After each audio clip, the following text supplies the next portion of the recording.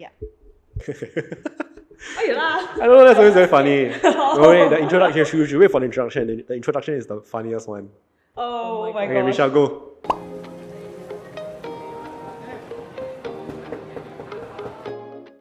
Hello, everyone, and welcome back to another episode of the Marketplace Podcast, where we share about everything, anything, but also something sometimes. I don't know, it just sounded so ridiculous. It just Oh, came but out. it's It true. just came out. Something sometimes. It just came out of nowhere. Yeah, no, I swear, like when I was like talking about it, right? Then I was like, guys, we need an opening line. Then I was like, we can just say something like, oh, we talk about everything, anything, but also something sometimes. And then you're like, oh yeah, we can. Okay, go with that. let's keep that. Yeah. So I'm very excited today that we have our guest on our second episode. She is a very young and very successful co-founder, or head of a Werable adaptive fashion line. And what is Werable, you might think, right? Werable is actually founded by Claudia, which is directly beside me right now. And she founded it in 2020, which was like 3 years ago. And it is actually an adaptive fashion studio that creates dignified, accessible, as well as easy to wear clothing for everyone to feel confident in their own skin. And also, it's not to limit us in terms of whether we cannot button our own clothes or whether we cannot zip up from the back or things like that. So today we have Werable's founder, Claudia. Hi. Hello, thank you so much for having me, Michelle and Elwyn. Hi. Welcome. Yeah, so it's so amazing to think that you're like, how old? You're only like 27? exactly. And You're making me feel bad. Why? Because you achieved so much at 27 and I'm 33 and I don't feel like I'm anywhere. Depends what achievement is for you and success is, lor. You could have a goal of just wanting to be happy, you know what I mean? So Sure. it depends what success is for you, lor. But I appreciate it. You guys are really nice about it. yeah, Made me feel a bit feisty. you started this company when you were like 24 years old. And oh my god, I have to congratulate Claudia. She recently actually, the Werable fashion line actually recently won the 5th Shenzhen and Design Award. Yay, thank you. That's how it's it was called, right? so cool. Yeah, that's it, yeah. Oh my god, and she can share the story with you later because it's really quite funny how she actually No, the participated point in the the whole point to note thing. was the award was in Shenzhen. It was in China and Claudia's Chinese just sucks, man. No, it could be better. I still can order food. I can still tell my amma that I love her. It's can lah. the things that matter. Good enough. Yeah, but I think maybe what I'm very curious about is at your age, like at 24, how did the idea of Werable even come about? Like what were you thinking that gave you this inspiration? This is what I want to do. I think to lay the landscape as well. When I was 24 years old, I was working in the US as a production assistant, and they were producing maybe mass production of I would say very basic clothing for women, young women's, and they were being stored in places like Target, Ross, Anthropology, and over time, and it only took 6 months for me to lose a sense of passion. I didn't get to actually make anything. I was dealing with a lot of Excel sheets. Oh wait, why? Because of sales and stuff? Because I was basically managing all the designs that the buyers wanted, and then I would send it to the factories, and I would help with communications in terms of hey, your sample did not hit target spec, all the mundane stuff that is still necessary, that I still require in my day-to-day conversations today for Werable. But your ultimate goal and vision was just not very clear. You're doing it because you want to help this company make money. Yep. You're trying to make sure that they get sales. But I decided to leave that role because they started asking me to, I guess, Photoshop some of their invoices and stuff. Oh man. I was wait, that's not legal, right? No, but then they were it was super low key, and then not low key anymore. Not anymore. It's my first time speaking about it in public, by the way. But I was very fearful of quitting, and I had the hardest time, even in general, saying no to someone. So one of my professors sat me down and said, Claudia, the most important thing you need to remember is your reputation. You work so hard to build trust with people. And you don't want your reputation to be ruined because you want to stay in New York so badly. And I started reevaluating my decisions. I was like, staying here doesn't mean it's the best, because 2 years prior, I was already talking to Potato Productions about possibly starting a company. with, and with I didn't our know- founder. Yeah, so we talked about it, and I had already started on adaptive fashion prior to then, but more so as a school project. But I just thought that I was so young, I lacked experience, and I didn't want to let anyone down.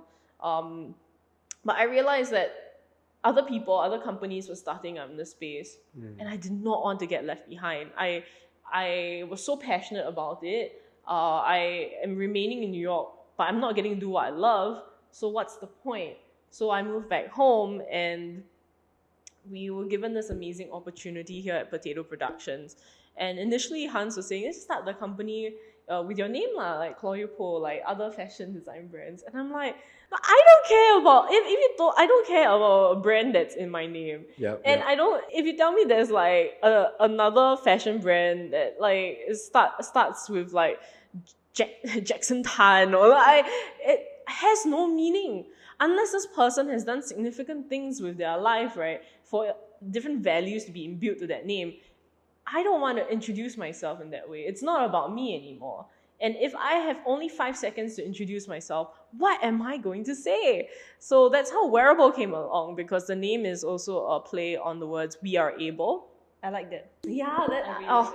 the meaning that had was so much bigger than me. It was something that I hoped that will allow us a greater sense of inclusivity from the standpoint of the teammates, that you're not here to be part of Claudia Poh, you're here to be part of something so much more important than that. Yeah. I think it's pretty cool, but what I noted was about the passion portion, where you also said that during the early days, where you were very clear about what you're passionate about, but then during that stint that you had, you also recognized that you weren't doing exactly what you had in mind. And I feel like that's something that is very important in today's world, because I feel like social media has always painted that success story so easily, that everybody, the younger generations, even myself included, we have this perception of what success is and how easily it's supposed to be achieved, such that when things get hard, we just give up. We don't pursue it anymore. So I think interestingly, just now I was just telling Michelle that Singapore's education system and society, it's great in the sense where it has like a proven track record on what you need to do to be successful, being in Singapore's context. So if you follow through that generic route, right, from primary school, secondary school, JC, poly, etc., to the local youth, right, pretty much your life would be considered average to above average. You might not be the top 1%, but it's decent. And I think that was what scared me, because when I think about my journey today, I realized, hey, I'm not exactly on a path. There were certain instances where I was on track. I fell off. I went into the longkao, and sometimes I was lucky to come back onto the original path again. But that was when I started to think, what if that original path isn't the only way? What if every path actually is okay? But we were always taught that this is the one to go to, and it sucks lah. And even today, I'm still struggling with that mindset that if we take a less traveled route, off the pavement, we are on the gravels, we are in the grasses, is that okay? I don't know. I don't have an answer to that. No, I learned that when I was 16 actually. So what happened was that when I was in my 4th year at SOTA, I was put aside with a bunch of my other classmates, and I was told that I was going to be retained if my grades was just continuing to be there, 16 years old. Yeah, 16, you're normal, like, everyone else taking their O-level, Sec 4, right? But then because we're in the IB program, we were pre-IB, and year 4 was where they really evaluate like what your higher level subjects are going to be, etc. But when they had said that to me, I got really scared. I got so scared. And I started looking for other alternatives. And when my dream options of wanting to go to like Central St. Martin's, or even studying specifically fashion design, even at LaSalle, they didn't accept anyone below the age of 18 at that time. I had a very close family friend. His name was Uncle Justice. He sat me down and he was the first one that drilled in my head that I can still, if I close my eyes, I can still picture that conversation. And I was like, damn sad. He said to me that, there's nothing wrong with going to poly. There's nothing wrong with taking the longer route, right, to get to where you want to go. And it's just something I still remember till today. I remember the person who said it. I remember where I was. I remember the time of day. It's one of those vivid lessons that I learned in life that was just like.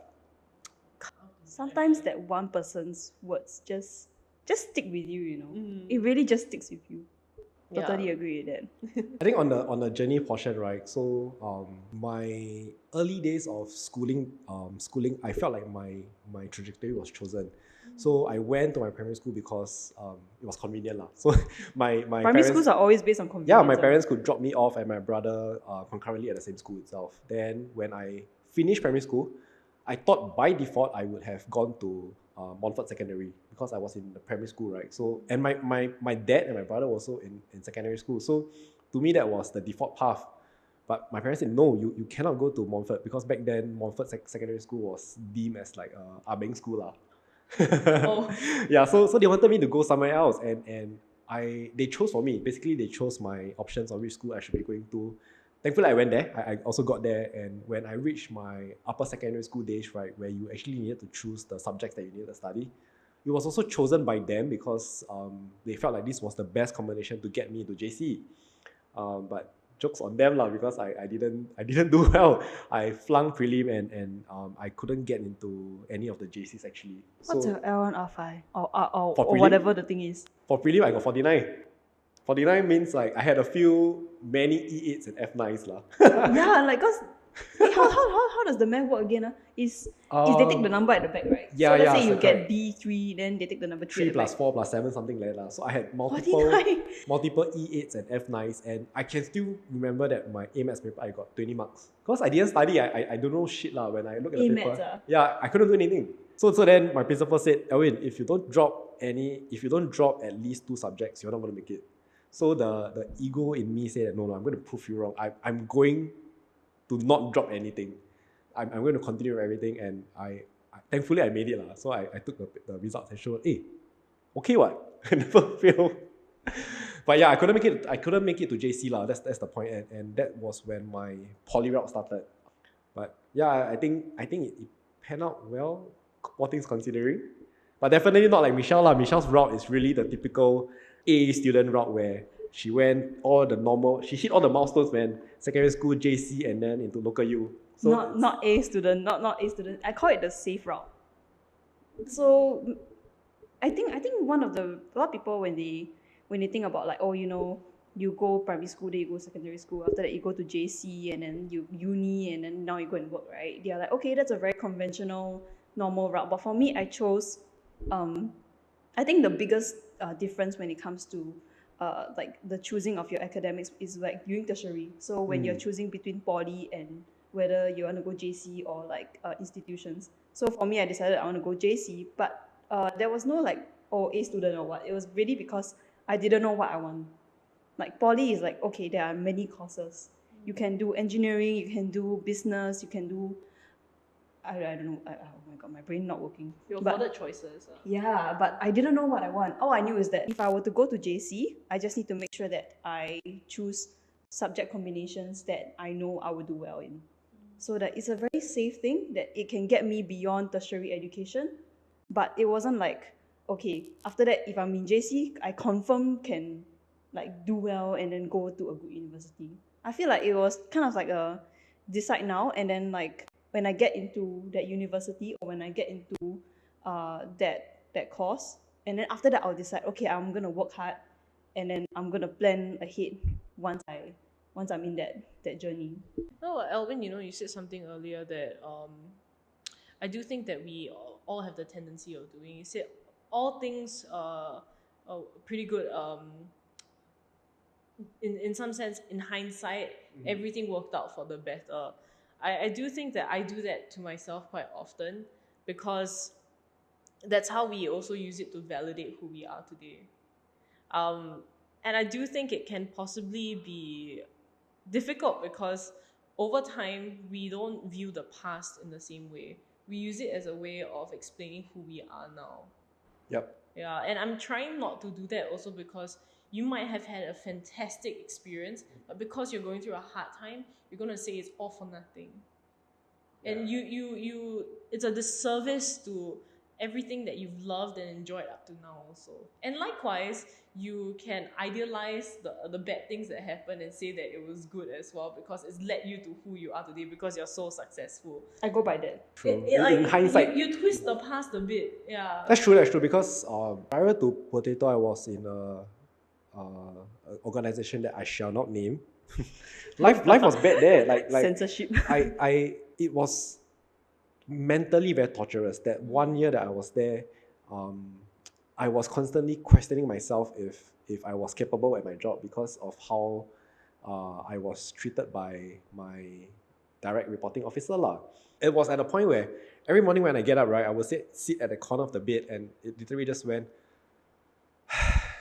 Then I had to mental prep myself. Okay, you can do this. It's just 8 hours. Get through it. And that 1 year felt freaking long, man. So when I tended, it felt it was one of the best days in my. Yeah, it was one of the best days of my life. In hindsight, I did learn a lot from it. Like in hindsight, it made me learn what kind of boss I should be eventually when the day comes. What kind of leader I should be, and it also made me learn about like personal thresholds. I know what are some boundaries that cannot be crossed anymore. Once it nears there, either I back off or I'm going to fight back. But I don't ever want to fall back into that situation of duress again because it was very tiring. It took me so long to get out of it, even after I left the job. So I don't know. Like I feel like the concept of failing, right, is very. It's not spoken of enough in our society. We are so focused on the good stuff that happen, right? It's like the success stories are the ones that we rave about. But no one actually spends time to talk about the failures. I don't know, it feels like a taboo of sorts.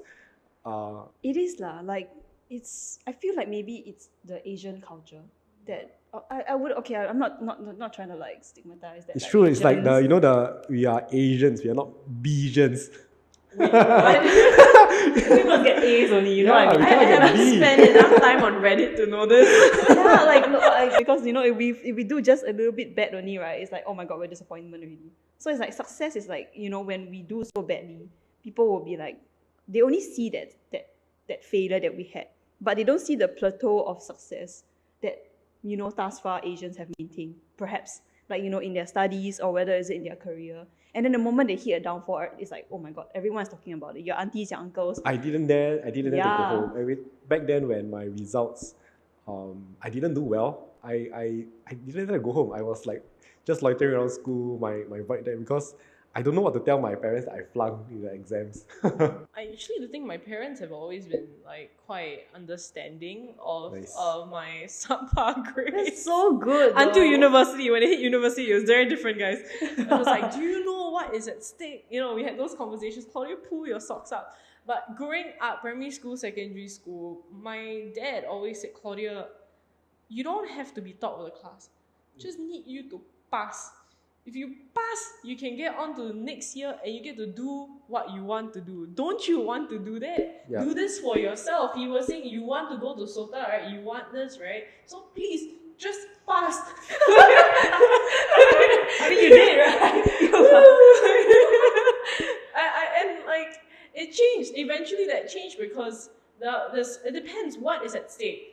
At that time, what was at stake was Claudia's interest in growing love and other things like arts, community work, and also just a love for fashion design, right? Are you going to make your kid give that up in return for what everyone else says is success, or what is considered a good school? At the time, the trade-off was a bit of a no-brainer. My dad prioritized very similar things to me today. But when it got to university, if you don't excel in that space, what's at stake? Money, honestly. It's about trust. It's about accountability. It's about being able to commit something and commit to something and see through it. Yes. Yeah, so on that statement itself, right, I was very grateful for my first job because the evaluation there wasn't based on what I was studying per se. I think one of the hiring managers, what they told me is that when they look at your education history, right, it wasn't so much about what you studied, but the commitment that you stuck through it. That you know that this is a non-negotiable in life. Going through your education system to make sure that you are well-read, well-learned, showed commitment that you actually finished that journey, and it says something about your character. I couldn't care less what you studied for, but that itself is it's a journey, like a journey that you dare to complete. So that gave me a very different perspective on less interesting stuff in life. So say for example, in every career that you go to, right, there's going to be an ideal scenario that I want to do great stuff. Like for yourself, it's eventually I want to be designing for the less able, right? But to get there, you're going to need to go through the trenches, the dirty work and stuff. And are you going to be okay with that? Because it might not necessarily be a contributing factor to what you're doing today, but it's a journey that you have to go through nevertheless. And maybe it's not such a direct path, but going through it makes you prepared for the end goal. I think that's where it's a little bit different, where our parents couldn't articulate that. What they said was, if you don't get a degree, you cannot get a job. But maybe if they said that to me, I would have changed my perspective, and I would have definitely chose a different, easier course now. Because then I would just really need to graduate, right? A very interesting thought also crossed my mind. It's also a little bit dangerous, and I personally would advise people against fixating on the end goal. It should, the moment you fixate on getting to the top of a mountain, what happens if you, touch wood lah, die along the way? Does that mean your life is meaningless? No, you learn so many things along the way. So you have to make sure you don't go into it with a mentality that, like, if you don't get that one goal, everything is like for nothing. It's so dangerous. It's like it's more about the experience. It's more what you get to learn, and that's how you, in many cases, can cope with failure. I don't know if, to be very honest, I don't know that I can easily say that I'm a person who's truly understood failure in my life. I still think that I have so much to be grateful for. I don't think that I've ever gone through a point in my life where I didn't have food to eat. Or if someone in my family was sick, I don't have the means to provide for them. Depends what failure is for you. For some people, failure could be, I couldn't get that car that I wanted.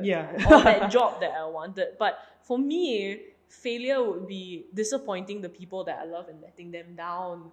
And that's something that has been like marinating in my mind for quite some time. Yeah. Speaking of that, right, like I don't know about you guys, but has there ever been a point in time where you all actually took an advice from maybe someone or like a group of people, whether is it your teachers, your friends, or your parents, and then you all took that advice, you all went ahead and like do it, only to like, because they say, okay, you do it, it's good for you, whether is it in terms of like your academics or career, and then after that when you do it, right, then you fail. That's such a great question, Michelle. Like, a lot of times people advise us on things without having any skin in the game. Yeah, I feel like they haven't gone through it. And then they're like, why not try this? Or rather, maybe because they have gone through it, that's why they're giving you that advice, but it's based off what they should have done back then. And they apply it. It's that parent analogy, right, that they want the best for us because back in their days, they didn't get that. So they are trying to give us as much opportunities as possible, which, if you look at it in a positive manner, it's great. But many times I think, again, like, our parents aren't the best communicators out there. So it sounded very much like absolutes and naggings. And not then, necessarily parents, ma. It could be your peers or like your teachers, your seniors, anyone out there who wants to contribute. My story was like, both my parents are civil servants. And to them, being a civil servant means it's an iron rice bowl. Your future is safe. You don't have to worry and stuff. So, when I had that discussion with my mom, I asked her, like, what do you think? Should I take this role or the healthcare job role? And obviously, because she's a civil servant, right? She say, no, government is the best. Go work for the government. It's the right thing. It won't be wrong one. So the part of me felt like, okay lah, maybe let's give it a try, right? I mean, if my parents have been doing this for so many years, I think it should be fine. And I took that role. I mean, I cannot 100% say with certainty that I don't regret my decisions, but there's a very big what if in my head that what if I actually took up TripAdvisor and I went to UK, and I think life would have been, I don't know. It's just something I think about even till now. I think that's the torture that sometimes that happens with the whole what if conversation. Yeah. And I've noticed as well that I have a tendency to change my opinion, right? Once someone else, right, voices a varying opinion in a room. So I told myself that I'm going to put myself through a challenge to take a step back, don't adopt people's opinions so quickly, and ask myself, why is it that I'm taking this stance? And if so, when I re-enter that conversation, do not change it so quickly. And hear people out, yes, don't be fixed-minded, yes, but don't realign your position so fast, right, without clarity and intention. And going back to it, a lot of people have been telling me to do a certain thing, that letting go is good, letting go is best, and letting go of people, friendships, things that are not meant to be relationships. Like, but I said to myself, everyone is telling me letting go is good. Surely there's some truth in it. But my own standpoint on this was that if I let go, I'm gonna live with regret. I'm gonna live with this slight sentiment that I did not try my best. But what does it mean to fully try my best? At least let me try, and I can live with some peace knowing that I put in everything I could and it still didn't happen. I can live with that. Then I'll accept it as something that I cannot change. Wow, that's a very Stubborn, insightful- right? No, it's a very insightful. Stubborn. No. Deluded, maybe. No, it's your mindset because, like, you know, when people tell you to let go, right? If it's not something of your own comfort level, if you feel like when you let go, after that you are like, oh no, but if I let go, then like I'm gonna regret all this. This is always gonna be at the back of my head. Then just hold on to it. If it's something that you feel is gonna help you in your future, just hold on to it lah. After all, it's your life, ma. I feel. So that's still like a very big discussion, right? So something that my coach always, my CrossFit coach always tell me is when we are going for a brand new movement or a heavier weight, right? He always say just try lah. I mean, what's the worst that's going to happen? You drop the bar, you fall down, but You break your bone. no lah, not that. But basically, nothing bad is going to happen to you for trying.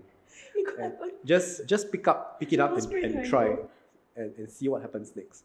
If even in the worst case scenario that you fail, you actually get a feeling of what it feels like. Because a lot of times that you don't dare to go to the next stage is because of fear. Like when I'm trying to do a brand new movement, right? I don't do it because I don't know what will happen if I don't get good at it. Because I always, on social media, I only see the final form, like handstand walking. I see what handstand walking looks like. But I don't know what happens if I try and I fail and I fall down, right? I don't know what the outcome looks like, so I don't dare to give it a shot. But after you tried the first step, hey, actually, okay lah, not that bad, right? It's actually okay doable. lah. Yeah, you Yeah. probably will mess it up in the first few tries, but just one more step. Just one more step and see what happens next. There are two things here that will be very helpful for this train of thought. One is that it's not that you lack courage. Wait, no, it's not that you lack ability, you lack courage. It's not that you cannot do, it's that you're scared to do for whatever reason. And the second thing to also possibly address that could help this is simply do a risk assessment. Yeah. Like for me, skiing is something that is so frightening. The first time I did it, I was like low-key pressured into it by the people around How me. do you even kickstart? Because it's a slope down. You go all the way down there, how do you stop? Like, You fall. Which Just that's what happens. you fall and you- how you stop is just fall to your side. Yeah. oh, is it? Yeah. Oh, I thought like, you know, like you can like, I don't know. It's like your legs have like this huge extension now, and you have to live with the fact that your body is a different shape. There's no gracious way to stop lah. If you don't have to stop it, you just fall. You basically, before you get too fast, you eat yourself sideways mountain, right? Before, and hopefully nobody's behind you lah. But okay. like the whole purpose of why I'm mentioning skiing is because it's something that really scares me. I don't like being in environments where I feel like I have no control. But also I'm very aware of the risk involved. I love to learn. I love to try new things. Some things I'm more afraid of. Yes, some things less. But when you tell me that it's at risk of my physical well-being, if you tell me, hey, my friend just last month, few months ago, went on a ski trip, he's paralyzed from his waist down now because of this. Well, then they still want you to go. Yeah, if you tell me that is the potential risk, though slim but can happen, I will look at the experience. Do I really care about skiing? Yeah, like, do you need No. If you tell me if it's something more worthwhile, like if you tell me by skiing I'm gonna save this person's life, maybe the trade-off is more worth it. But like, no one's life is getting saved. your life could be in danger. Yeah, I'm perfectly happy doing ice skating on flat level ground. Like, it's what is worth it for you lah, at the end of the day. Only you can make that call. What? Yeah, so I think the point of whatever we were just said is that it must be on your own terms.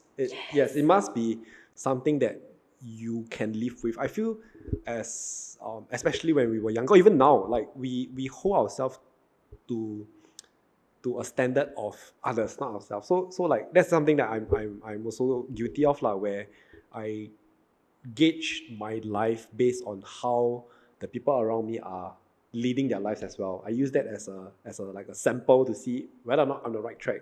And because I do that, I'm stuck in a very vicious cycle, because times when I feel satisfied with what I've done, I also feel guilty on the flip side, because I see my peers doing like the right things.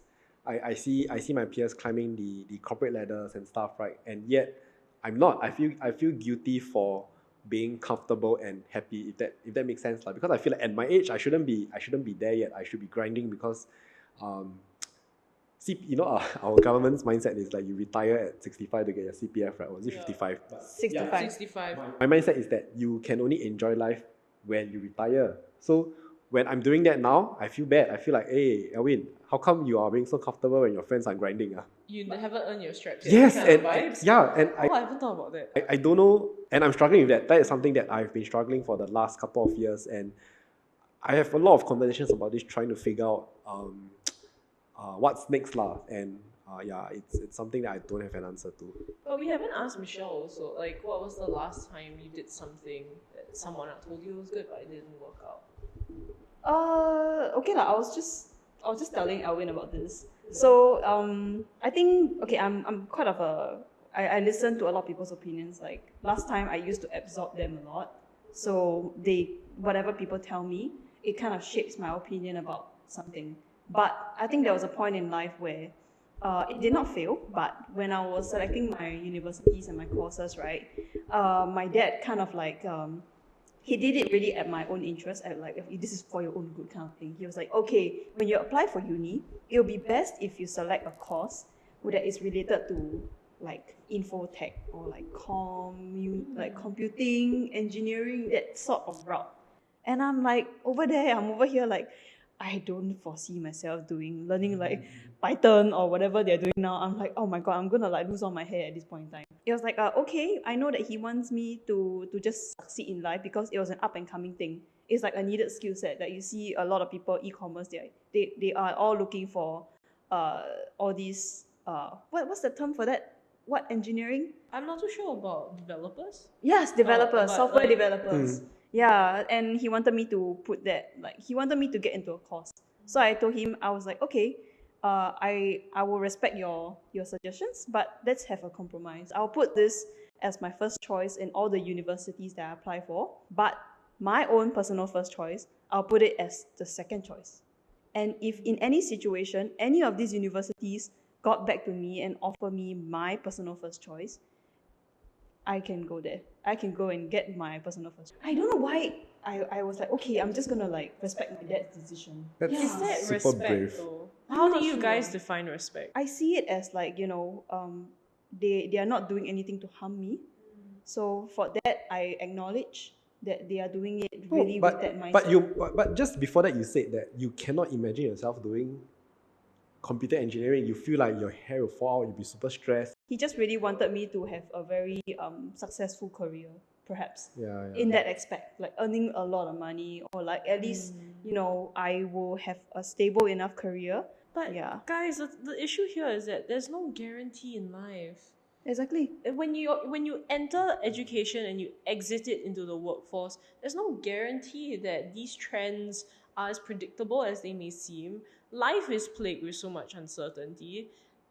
They have the best intentions for sure, but what I'm trying to like grapple what respect really means in this sort of situation. When someone has the best intentions, instead of just taking that instruction, right, what the most respectful thing to do is to look into it, to factor it in together with your actual skill sets and your desires in life, and out of respect you make a decision together. I think that was one of the biggest moments where I knew I had to make my own decisions. So I think like a plot twist, right? So the outcome of the universities was that most of the universities, they offered me my submitted first choice, which was not my personal first choice. And one of the other universities, which was NUS, they actually offered me my personal first choice.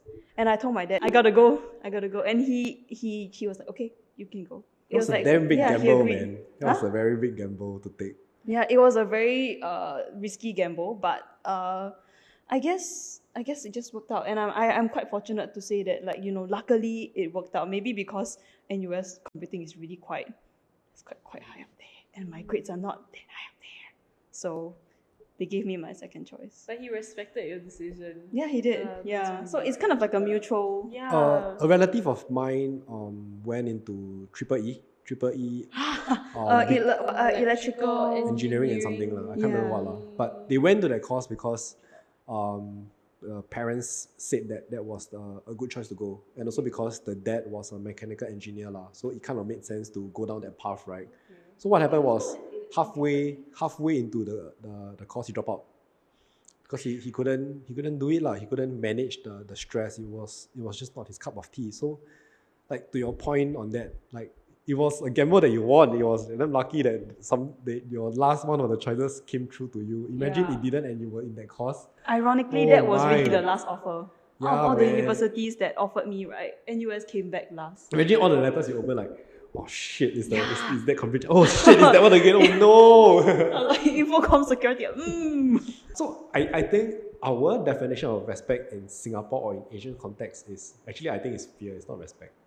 Yeah, I feel that I don't do it out of respect. It's more that I'm afraid what will happen if I say no to my parents, and a part of me also feels like, because you give me a roof, you give me allowances, everything that I am today, it's because of your money. So that decision is actually yours. I don't have a say in it, because you basically paid for my livelihood for the last 21 years, right? Just before uni. So how can I now say that, hey, sorry, now it's my life already, I'm going to decide now. Then they will be like, oh, this investment is going to flunk. Not okay. It's an investment, but at the same time, we are after all our parents' children. So naturally, I feel that, like, they do eventually want to pave a life that is, to their definition, successful and comfortable. Whereas it's up to us then to decide whether we want to adopt that lifestyle that they have planned out for us, or whether we want to defy the odds. And I think most of us decided that, okay, at some point we will listen to them, but at some point, for our own sake, we will defy the odds. But the interesting thing here is that, like, we spoke about it earlier. We grew up thinking that our parents have the answers, only to realize when we reach that same point in life that perhaps that might not be the case. Yeah, but actually, I don't know leh. Yeah, but and ultimately everyone is just gathering as much information as possible to place the best bet. And I do think that perhaps the healthiest thing forward is always to do it together, as opposed to it being a unilateral decision. Because if, as a parent, you could admit to your child that, hey, I do not know what the future lies ahead, but this is my guess in terms of security. You might not prioritize security. My investment is not to get a steady lifestyle, an insurance on my child, to earn that money back. Me as a parent, I am funding your education for different reasons, because I want to see you happy. I want to see you reach your potential. And it's not to say one reason is better than another, but which one will allow you more peace and the healthiest relationships in your life. Yeah, actually, truth be told, like, I'm at an age now where I kind of want to ask my parents how, like, when they were my age back then, how did they figure out this this part of life. When they were at 33 and maybe they were in between jobs, they were thinking about family planning and stuff, right? How did they move forward with the lack of information? Because I don't have it. Like when I think about next steps, right, I'm afraid lah. I don't know what to do, right? But Should ask your parents to join the podcast. Get the Mr. older Mrs. Loh, generation. you're out there. yeah, I'm quite curious. I don't know, but I can't bring myself to ask as well. I think Why not? Scared. yeah, it's a conversation that has never crossed my. I mean, it has crossed my mind, but it's a conversation that I never thought I could bring up to them. Just sit them down at the table. You get some kopi ping and gaping, and then everyone just have a conversation. I don't know, eh. Yeah, maybe I'll think about it. Discouraged. I'm personally scared to ask that as well because like I can't imagine a can of worms you open. No, I think it's fine though. I'm 'cause, scared. I'm scared. Like I think everyone is at an age now where we are going through what our parents went through. No, back but then. I think you Michelle, want to like know, ma. for your case is slightly different because from the stories that you shared with me about your family, I think you have a pretty close-knit family. So Yeah, I do. conversations like this is very, it's easier. It happens already. Yeah, Yes. but for my family background where we have never had such conversations before, right? It's very hard to bring up. I still remember the day when I broke up with my ex, right? Then I had to, I don't know why my mom told me this, that you should go and tell your dad that you broke up. I was like, but why? It's like a public announcement. Yeah, so sat down beside my dad, lit something like this, and I was here and my dad was there. Sounds so awkward. It was very awkward.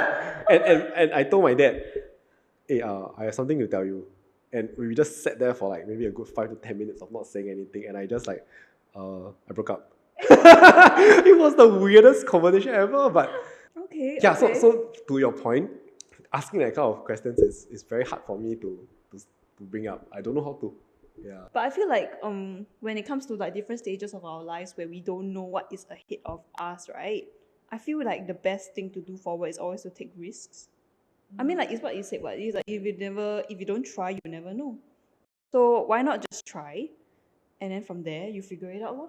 More of like when it comes to taking leaps in terms of what you want to do in your life, whether is it career or whether is it starting a family or like anything else that you kind of like foresee yourself doing, but you don't know because you are so scared and the uncertainty is like eating you alive to the point where you just want to hold on to whatever you have now. My brother is recently like doing interviews for jobs, and I told him, you shouldn't be asking me for this advice. You should be talking to someone who has a life that you want. Seek advice from them. Don't ask your sister unless you want to live your sister's life. Continue to Fashionable, fashion line. the go, or you intend to go into the startup space, or if you intend to become a designer, or perhaps even share similar values, perhaps you're barking up the wrong tree. So actually on that note, right, I think it was sometime last year where I had this feeling that my job wasn't giving me enough mentorship. I felt like I wasn't groomed to become who I should be down the road. I was very afraid of not achieving enough, not getting enough learning lessons and stuff. So my first default action was, okay, time to change job already. So I started looking and stuff. So during one of my job interviews, right, I had the opportunity to meet this CMO, this Chief Marketing Officer, and she was asking me, actually, what's the reason why you're changing jobs now? And when I explained to her that I wasn't getting enough trainings and stuff, and I feel like my reporting officer didn't know enough to mentor me. So then she said, she asked me this question back, why do you think it's your company's job to train you? And I got taken aback. I was like, isn't it supposed to be like that? Like, isn't your career planning in the hands of your employer and boss? And she said, no, in fact, it's the ownership is on you. If your company gives you the training for it, gives you the opportunity for it, it's a bonus. It's not guaranteed. They don't have to do it for you because at the end of the day, I'm already paying your salary. What more you want, right? That's the blunt mindset that you should have. But she was saying that you should not leave just because you didn't get that. Because like mentorships, advisors and stuff is something that you can seek outside. So like to your point of that, right, is that she was telling me instead of doing what I'm trying to do now, because she feels that my current job gave me the opportunity to be trying new stuff, you should then go out and meet new people that are doing what you're doing, or maybe like in down the road already, like speaking to a chief marketing officer or people that like are more senior than you to get their advice on what you should be doing. Are you in the right track and stuff? And you seek professional development through networking in that sense, and you don't expect that it's going to come because you are in this company. And I was like, oh wow, that's a very new perspective that I've never thought of before. I've always felt that it must come from them.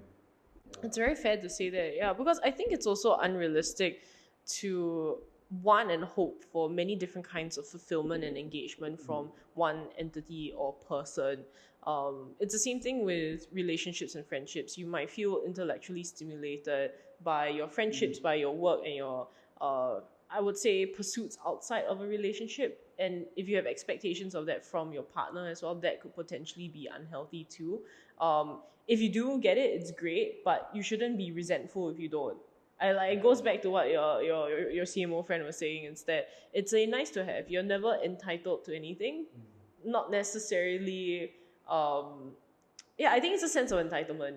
Anything that someone tries to supplement to you in the hopes of helping you on your journey, it's a gift. And if you don't get it right, we shouldn't feel frustrated or sad, because if we really care about it so much, nothing will stop us from getting that mentorship that we want. Yes. And I feel like Elwyn and I were just having this conversation about the mindset, right? And it's something that I think the mind is just really very powerful. It's like it's yours to own, it's yours to decide, and ultimately it's what drives you forward. But then again, you know how vulnerable it can be sometimes. It's interesting though, because like, is determination or like grit like some sort of magical thing that people either have or they don't? I don't really think that's the case. It's like you might be committed or resilient towards a top tier goal, but willing to forsake mid and lower tier goals because they're just a means to an end. So I wouldn't say necessarily that if someone changes the way they're doing things or they give up on certain goals, right, that doesn't mean that they aren't as resilient either. It's just a matter of the fact that there's a bigger goal that requires a different path for you to get there. Yep. So like, I was also talking to a friend before and I just asked them, do you think that you've ever failed in life? Which is very apt for the conversation we're having now. He said no. And I'm like, what do you mean? Well, life has been so good. Like, yeah, like you've never failed in life. Wow. And then the perspective he gave me, right, was not that he never failed.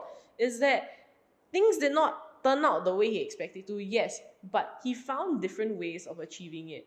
So like, if you asked me several years ago when I got rejected from the university that I wanted to go to, I would have been, oh yeah, I'm a failure. But then I got redirected to another university. And I was like, wait, hold on, I'm not a failure because my overall goal was to practice fashion design. It's not how I practice it, it's not where I practice it, it's I got to practice it. Goal achieved. Then the next level one was, how do I practice it in a more meaningful way? How can I find self-actualization, right? It can vary for many different people, yeah. Wow. If maybe to end off this segment, right, what's through your journey of Werable itself, what's the biggest failure that you face and how do you actually get out of it? Oh my gosh. I think it was kind of scary. It was like 1 year in the Werable, I was having a photo shoot and another person, an assistant on the shoot, basically said that his dad just went through a bypass. And I was like, oh no, I'm so sorry to hear that. And he says that, oh, he's having difficulty dressing. And I was like, let me make something for him. So I followed up on WhatsApp, like maybe a few days after, and he said, oh yeah, I spoke to my dad. He doesn't want. It's like, but it can help him though. Like, and I'm not asking him to pay for anything. I just want to help. So what's wrong? And he says, you know how old people are. Oh, then I was like, you mean I'm offering a product that works for free and people still don't want it? Why though? I've clearly messed up somewhere. Okay. Then I was like, oh wow. Okay, it's about the language. It's about the way I tell that story and about why I'm doing certain things as well. People don't want to be told that they need help. thought to do things. Oh yes. Oh I yeah. have to be so careful with that. That was such a big mistake. And it's not that my product was bad. Of course, it can always be better, but he didn't even want to try it. So that in itself was incredibly discouraging. And I was like, oh, actually, this is happening so frequently. It is. It Like, is. not even products. Like I would say like a good amount of my arguments with my wife is because whenever she comes to me with a problem, my automatic mindset Want is to like, solve, I want to right? problem solve, and then I get F for it. Yeah, but I get what you mean. Women go to you not for solutions, they want emotional support. Honestly, that's true though. There was this discussion that I had with my friends, right, a while back, and they were talking about like personality types. You know, the MBTI, I think. Oh, yeah. The 4 like letters that comprises of your personality. This was a Korean personality test. Yeah, so it's based on like their own definition of what a personality type is like. And one of the questions that was asked, right, was when someone approaches you with a problem or a challenge that they have been facing, how would you respond to it? Will you listen and empathize, or will you head on want to help them solve the problem? Solve the problem. Solve the problem. For me, it depends who's asking and how they've asked for it. If someone's telling me a problem and they haven't asked for help, if I'm not so familiar with them, I will be more careful in terms of how I ask the question, because I don't know what they prioritize as people. But if someone I'm super familiar with, right, and I assume that they are logical, but in the state they actually want emotional support, you take a wrong guess as to what they want, right? Then that's dangerous. That when I'm very comfortable with people, I start to assume, you want the solution, right? Then I start solving it for them. Then it doesn't work out. Yeah. Yeah, but I get it. Sometimes people, I think people who are problem solvers, they tend to see things as like, you came to me with a problem. Why not just solve it together? That was one of my friends' explanation. They were like saying, I don't mean to like just impose my opinions on you. It's really just you have a problem and you need a listening ear. I'll listen to you. But if the problem is not solved, why not just solve it together? And get it out of your head. That was their mindset. I also been in a situation where people always keep finding you, right? And like they get so used to you being emotional support, they straight up waste your time.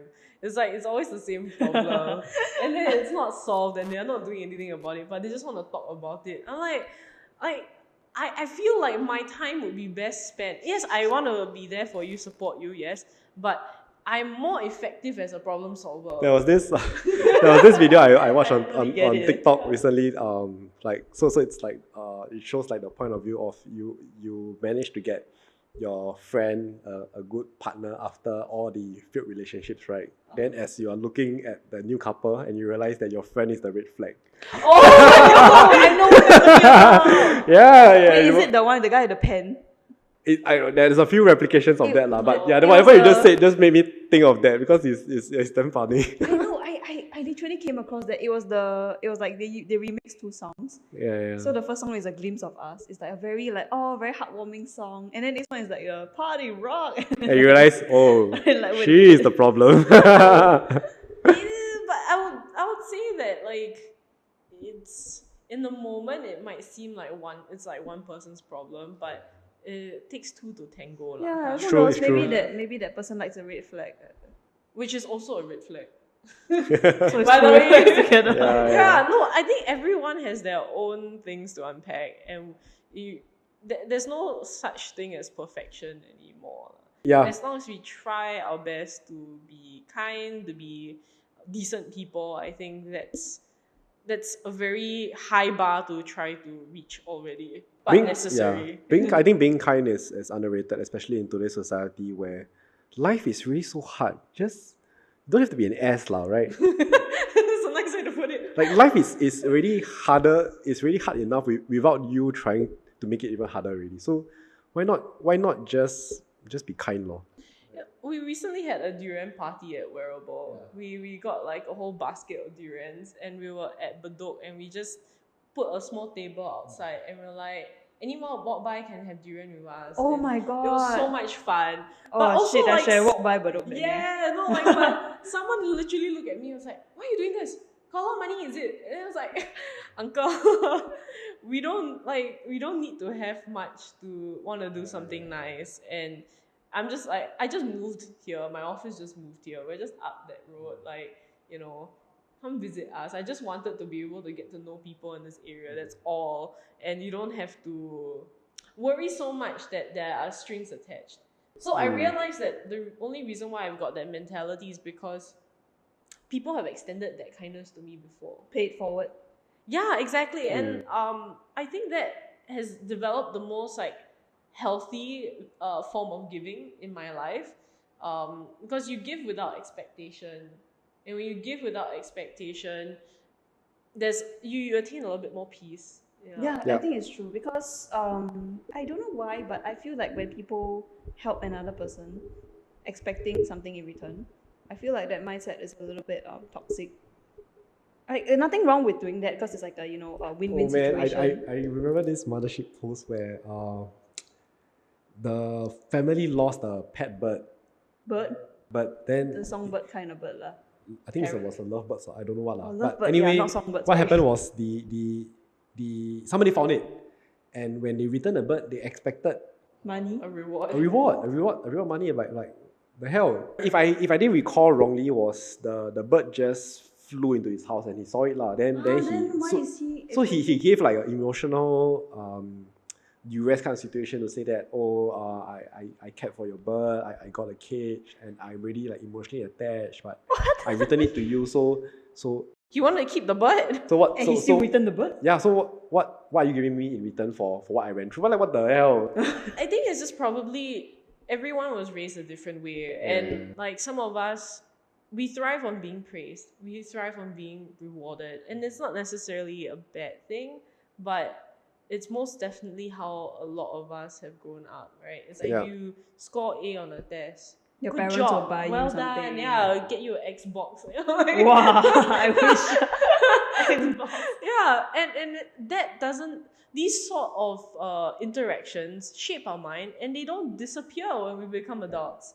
So that's maybe one explanation for it. I don't know. I kind of like our conversation though. I feel like it's very it kind of open up my eyes about different ways we can handle failures. I feel that like society has shaped us in a way where we see failure as like a very taboo, like what you say, it's a very taboo thing. And as a result of that, right, when we face failure, we tend to just like try to cover it up to some degree, perhaps by working harder to make sure that the next time around we do best. So in the US, there's this stand up, it's like a TED talk, but their version of the TED talk, if I recall correctly, right, the title is like it's like fuck up nights lah. So basically, you go there and you tell people how you fuck up. Oh my god. And I thought like, hey, why not, right? Like why can't you rave about your mistakes and make it like a learning point for others and for yourself? Because if you can acknowledge that you didn't do well, then wouldn't you be more motivated to figure out how to get past that as opposed to letting it eat you up, sweep under the rug, and you can't get past that lah. So I thought that was pretty cool lah, but I don't think it will actually fly in Singapore. Oh, I was gonna ask you to organize it. I'll be there. maybe within Potato can. Yeah. I feel that like in general, right, we want all our listeners out there or viewers out there to know that like, when it comes to failures in life, right, it's never about like, it's a failure. Failure is never the end. Failure is just a word. It is not like failure is like a negative thing. When we twist it, like what you said, your friend, he has no failures in life, not because like, oh my God, like one small downfall means failure. He sees it as an opportunity to learn from his mistakes, to grow, and to, use it as like something that he can think about when he maybe starts his new project next time. So it's really just about like, don't see it as a negative thing that is going to impact your life. Everybody's going to judge you for it. But it's more of like, how are you going to grow from that? And I think something really important here is that you have to understand yourself. What are you motivated by as a person? Are you motivated by pain? Are you motivated by positivity and love? So for someone who is more motivated by pain, perhaps branding something as a failure might strive you to prove someone wrong, right? Like you mentioned earlier.